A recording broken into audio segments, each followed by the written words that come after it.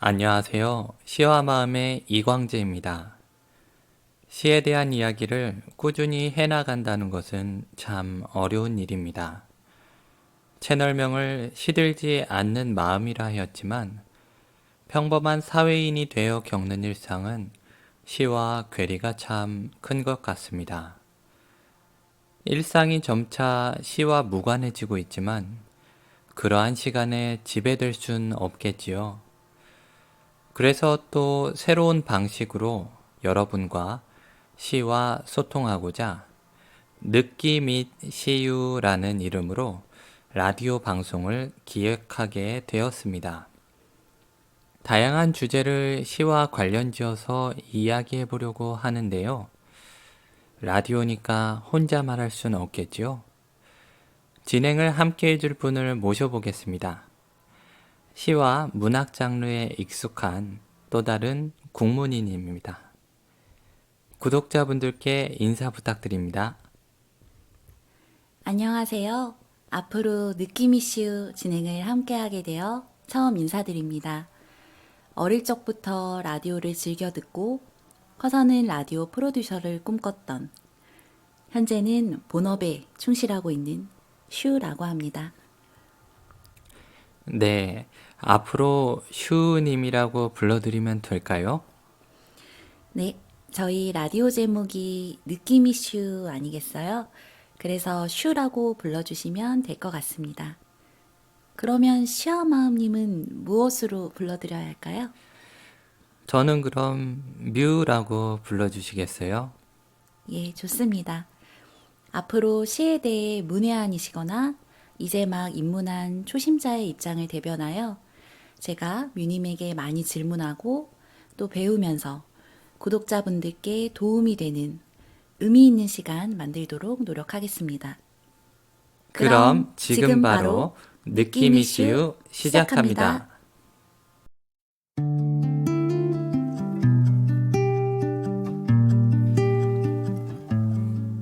첫 번째로 나누어 볼 이야기의 주제는 학창 시절 좋아했던 시입니다. 세상에 대해 궁금한 게 많고 또 세상에 대해 알아가기 시작하는 무렵에 시는 문득 마음에 깊은 향기를 남기기 마련입니다. 슈님은 어떠신가요? 그 당시 좋아했던 시가 있으신가요? 네, 저는 백석 시인의 시를 좋아했습니다. 계기는 대학생 때 그 백석에 대한 수업이었습니다. 과제로 백석에 대한 책을 읽고 와야 했는데 몇 개의 시가 마음에 들었어요. 그래서 백석에 대해 알아보다가 백석 시인의 인물이 출중한 것을 알게 되었고 그에게 인상적인 러브 스토리가 있다는 걸 알게 되었습니다. 교수님이 백석 시인의 시에 대해 한마디로 뭐라 생각하느냐라고 물어보셨는데 제가 사랑꾼이라고 했더니 웃음을 터뜨리셨던 그런 기억이 나네요. 네, 뭔가 대단히 백석 시인에 대해 잘 알고 대답하셨던 것 같은데요. 백석 시인의 시는 고전이면서도 현대적인 작품이죠. 당대에도 이슈가 되었고, 지금도 여전히 백석을 사랑하는 사람들이 많은 것으로 알고 있습니다. 그러면 슈님이 백석 시인의 시가 와닿은 것은 러브 스토리와 연관이 있을까요? 네, 저는 오늘 백석 시인의 러브 스토리를 중심으로 그의 시를 이야기해 보고자 합니다. 그럼 먼저 낭독 한번 해볼게요. 나와 나타샤와 흰 당나귀, 백석. 가난한 내가 아름다운 나타샤를 사랑해서 오늘 밤은 푹푹 눈이 내린다. 나타샤를 사랑은 하고 눈은 푹푹 날리고 나는 혼자 쓸쓸히 앉아 소주를 마신다. 소주를 마시며 생각한다. 나타샤와 나는 눈이 푹푹 쌓이는 밤, 흰 당나귀를 타고 산골로 가자. 출출이 오는 깊은 산골로 가 마가리에 살자. 눈은 푹푹 나리고 나는 나타샤를 생각하고 나타샤가 아니올 리 없다. 언제 벌써 내 속에 고조고니와 이야기한다. 산골로 가는 것은 세상한테 지는 것이 아니다. 세상 같은 건 더러워 버리는 것이다. 눈은 푹푹 나리고 아름다운 나타샤는 나를 사랑하고 어디서 흰 당나귀도 오늘 밤이 좋아서 응앙응앙 울을 것이다. 예, 잘 들었습니다. 오랜만에 듣는 유명하고 좋은 시인데요. 슈님은 이 시의 어떤 점을 좋아하셨나요? 저는 이 시의 제목 나타샤에서 느껴지는 이국적인 그런 요소, 그리고 흰 당나귀가 주는 어떤 신비로운 이미지가 좋았습니다. 그래서 우선 나타샤라는 인물이 실존 인물일지가 궁금했었는데요. 뮤님 생각은 어떠세요? 실존 인물일까요? 시는 사실 그 자체를 옮겨오지는 않으니까 나타샤라는 이름 자체는 만들어낸 것 같은데요. 네, 맞습니다. 이 시기 백석 시인은 러시아 문학에 빠져 있었다고 해요. 그래서 톨스토이 소설에 나오는 인물의 이름을 따왔거나 그 러시아 여성의 일반적인 이름을 가져온 것이라고 하는데요. 누군가를 염두에 두고 썼을지라도 어떤 특정인을 지칭하고 있는 것은 아닌 거죠. 일반 명사로 썼다면 특정 한 사람이 떠올랐을지라도 여러 이미지와 속성을 혼합했을 것 같네요. 이러한 이국적인 이름과 눈이라는 순수하고 깨끗한 이미지가 이 시의 분위기를 환상적으로 만들어줍니다. 그런데 시적 화자인 가난한 나는 자꾸 산골로 가자고 합니다. 그것도 출출이, 뱁새죠. 출출이가 오는 깊은 산골로가 마가리에 살자, 오막살이를 하자와 같이 이런 지역 방언을 사용해서 이국적인 느낌과 더 강한 대비를 줍니다. 이상을 지향하는 마음이 크고 그것을 지키고 싶어 하는 것 같네요. 백석 시인은 그 평안도 이북 출신으로 그 시에서 지역 방언의 사용이 두드러지는 것이 특징입니다. 그는 학창 시절 성적도 우수하였지만 문학에 비범한 재주가 있었다고 하고요. 조선일보의 후원으로 장학생이 되어서 일본 아오야마 학원의 전문부 영어 4번과에 입학을 했었다고 해요. 그리고 이듬해 조선일보 신춘문예 단편소설 부분에서 당선이 되면서 본격적인 문학의 길로 들어섰네요. 당시에는 문학을 하려면 영문학과 등을 가야 했다고 하더군요. 지금처럼 국문과가 있지 않았으니까요. 백석 시인은 언어에 대한 감이 남달랐을 것 같은데요. 네, 백석 시인은 어학을 중점적으로 공부하였다고 하고요. 그리고 영어, 프랑스어, 러시아어, 독일어까지 두루 수학을 하셨고 해방 후에는 러시아 문학에 집중했다고 합니다. 그가 본격적인 시인으로 활동하는 것은 이제 일본 유학 후 귀국을 해서 1935년 조선일보의 시 정주성을 발표하면서부터입니다. 그리고 이제 1936년 사비를 들여서 첫 시집 사슴을 간행을 하는데 신문사에서 틈틈이 지은 시 33편이 담겨 있는 이 시집은 당시 시인이자 평론가였던 김기림으로부터 사슴의 세계는 그 시인의 기억 속에 쭈그리고 있는 동화와 전설의 나라라면서도 주착 없는 일련의 향토주의와는 명료하게 구별되는 모더니티를 품고 있다라는 평을 듣습니다. 굉장히 좋은 평이네요. 기억 속의 동화와 전설의 나라 같지만 주착 없는 향토주의와는 구분되는 모더니티라는 말은 그가 세련된 감수성을 갖고 시대에 맞는 시를 썼다는 것이니까요.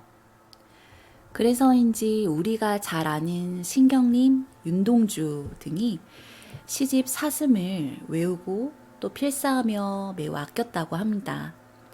백석 시인은 37년도 신문사에서 나와서 이제 함경도로 가서 고유의 우리 민속과 명절, 그리고 황토 음식과 방언 등을 취재하면서 이를 시에 반영합니다. 단순히 몸에 익어 있는 방언을 사용하는 것이 아니라 적극적으로 시에 반영을 한 것이지요. 그리고 백석의 공식적으로 알려진 연인이자 또 나와 나타샤와 흰 당나귀의 주인공으로도 알려진 자야는 시집 사슴이 간행되던 1936년에 만나게 되는데요. 백석이 영생고보 교사 시절로 함흥에 있는 큰 요릿집 함흥관에서 둘은 처음 만나게 됐었는데 이때 백석의 나이가 26, 자야는 22이었습니다. 나이를 들으니 문득 김유나의 스물다섯, 스물하나라는 노래가 떠오르는데요. 그 무렵이 감성적으로도 삶에 큰 기억을 남기는 때인 것 같습니다. 네, 백석과 자야는 서울에서 다시 재회를 하고 청진동에서 동거를 하다가 1939년 이제 만주로 함께 떠나자라는 백석의 제안을 자야가 거절하면서 둘은 영원히 이별을 하게 되는데 그들이 실제로 만난 기간은 한 2, 3년 정도로 기간이 짧습니다. 자야라는 이름은 그녀가 평소 애독하던 신간 잡지 자야오가라는 당시 선집의 표지를 보고 그 제목이 아름답고 낭만적이라 느낀 자야가 이를 백석에게 보여주었는데 백석이 그녀에게 아호로 자야라고 붙여주었다고 하네요. 어떤 둘만의 애칭이었던 거죠. 두 사람 간에 깊은 정과 애틋함이 있었을 것 같은데요. 1989년 백석 시인에 대한 자야의 회고록을 보면 그녀는 평생 백석을 그리워했고 백석의 생일인 7월 1일에는 식사를 하지 않았다고 합니다. 그녀가 소유했던 대원각이라는 고급 요정을 그 법정 스님에게 10년 동안 끈질기게 부탁을 해서 1995년 대법사라는 사찰로 거듭나게 되고 97년도에는 이제 마침내 길상사라는 이름으로 바꾸어 현재 서울 성북구에 있는 그 길상사가 됩니다. 한성대 쪽에 있는 그 사찰 말이군요. 맞습니다. 그 서울 도심의 아름다운 사찰로도 유명하죠. 시가 1,000억 원에 달하는 곳을 기부한 자야에게 어느 기자가 물었다고 합니다. 그 많은 재산이 아깝지 않냐고요. 그녀는 이렇게 응답합니다. 1,000억은 그 사람의 시 한 줄만 못하다 라고요. 굉장히 낭만적이고 진심이 아니면 꺼낼 수 없는 말입니다. 백석을 향한 그녀의 사랑, 미련 혹은 존경이 느껴지는 대목입니다. 99년도에 그녀가 세상을 떠날 때 그녀는 다음과 같은 유언을 남깁니다. 눈이 오는 날 길상사 경내에 뿌려달라고요. 나와 나타샤와 흰 당나귀에 눈 오는 배경이 그려지는 그녀의 이 유언처럼 지금 길상사 경내에 길상원 뒤쪽에 자야의 공덕비가 세워져 있습니다. 백석과 자야의 사랑 이야기가 자야의 진술에 의존한다는 점에서 진위 논란이 있기도 했지만 지금까지도 이 둘의 사랑 이야기가 회자되는 걸 보면은 그만한 이유가 있겠지요. 확실히 역사에 다시 읽기는 어려운 사랑 이야기인 것 같습니다. 시인의 정신을 그렇게 높이 사는 일이, 그리고 그 정신을 기리기 위해 많은 것을 내던질 수 있는 일이 앞으로의 사회에서 또 일어날 수 있을까 하는 생각이 듭니다. 예, 이야기 잘 들었습니다.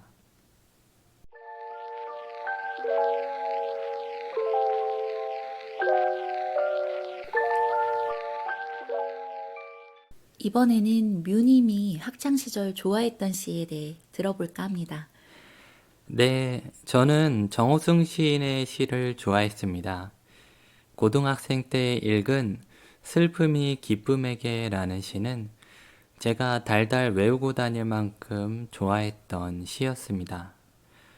시대가 자꾸 변하고 있어서 지금도 그 시의 감동이 잘 전해질지는 모르겠습니다.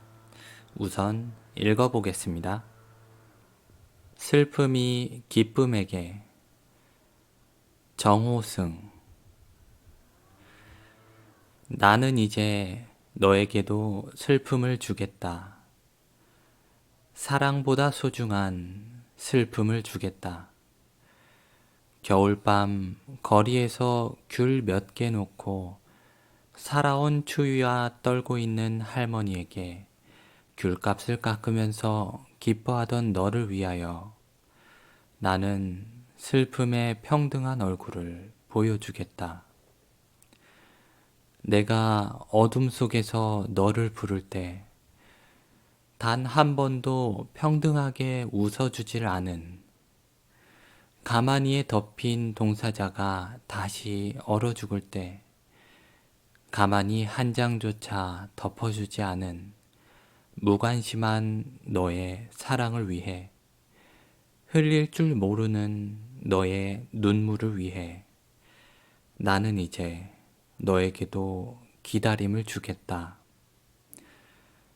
이 세상에 내리던 한방눈을 멈추겠다.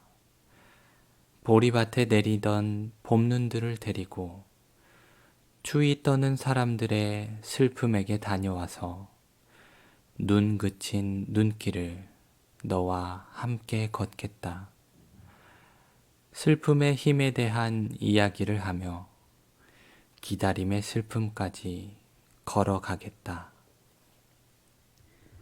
지금도 충분히 전달력 있는 시인 것 같은데요. 그렇게 느껴졌다니 다행이네요. 저는 정호승 시인이 슬픔에 집중하는 것이 좋았습니다. 슬픔의 시인으로도 불리는 정호승은 슬픔의 의미를 깊게 탐구한 시인입니다.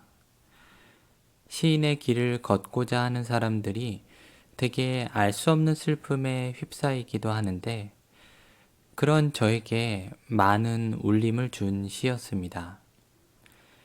제가 시를 쓰기 시작하는데 가장 큰 영향을 준 시인 것이죠. 정호승 시인은 일상의 쉬운 언어로 현실의 이야기를 시로 쓰고자 한다라고 말했던 것처럼 그의 시는 누가 읽어도 어려움 없이 이해할 수 있습니다.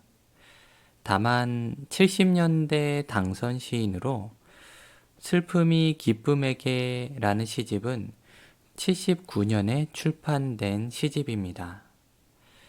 이 시는 7, 80년대의 시를 대표할 수는 있지만 당연하게도 2020년대의 시를 대표할 수는 없는 것입니다. 정호승 시인은 외로우니까 사람이다 라는 식구로 유명한 수선화에게, 그리고 내가 사랑하는 사람 같은 시로도 유명했던 걸로 알고 있어요. 그리고 붙이지 않은 편지라는 김광석 노래로도 있지 않나요? 예, 맞습니다. 정호승 시인의 시는 대중적으로 매우 유명했고 노래로도 많이 만들어져 불렸습니다. 그의 시는 분명 훌륭했지만 다만 제가 학창 시절에 시의 시대적 흐름에 대한 인식이 별로 없었던 것 같습니다. 대학생 때까지도 김광석의 노래를 가장 좋아했고 시인도 80년대 시인들을 좋아했습니다. 당연히 제가 쓰는 시들도 그 시대의 분위기를 닮아 있었습니다. 과거의 정서를 지향하는 것이 안 좋은 것인가요? 과거의 맥락에서 그 시들의 의의를 깨닫고 현재에서 새롭게 적용한다면 분명 좋은 것이겠지만 답습하는 것은 좋지 않은 것이었습니다. 나중에 신춘문예를 준비할 때 문단에는 크게 두 개의 흐름이 있었습니다. 정호승 시인과 같은 시의 흐름을 옹호하는 쪽과 그 정반대의 흐름을 지향하는 쪽이 갈려 있었습니다. 뮤님은 어느 쪽을 지향했었나요? 안타깝게도 저는 그때 정호승 시인의 그 정서와 방식을 넘어가야 한다는 것을 알았습니다. 이미 기성시의 영역이니까 당연한 것이었을진 몰라도 단순 표현 방식뿐만이 아니라 감수성 자체에서 변화를 갖는 것은 간단한 일은 아니었습니다. 그리고 아이러니하게도 저는 저에게 시를 시작하게 했던 정호승 시인의 시를 멀리하게 되었습니다. 정말 아이러니한 일이네요. 한때는 정호승 시인의 시를 읽는 것을 조금 주저했었습니다. 문단에 새로이 나타나는 시들이 새로운 시대의 감성과 정서를 반영하고 있는데 저는 여전히 8, 90년대 정서를 이야기하게 될까봐 였습니다. 지금은 그러한 문제들을 극복하고 벗어나 있지만 정호승 시인의 시를 한때는 표본처럼 따랐다가 또 한때는 금기시했던 것이죠. 뮤님이 시인으로 걸어오는 길에 많은 영향을 준 시임에는 틀림이 없네요. 잘 들었습니다.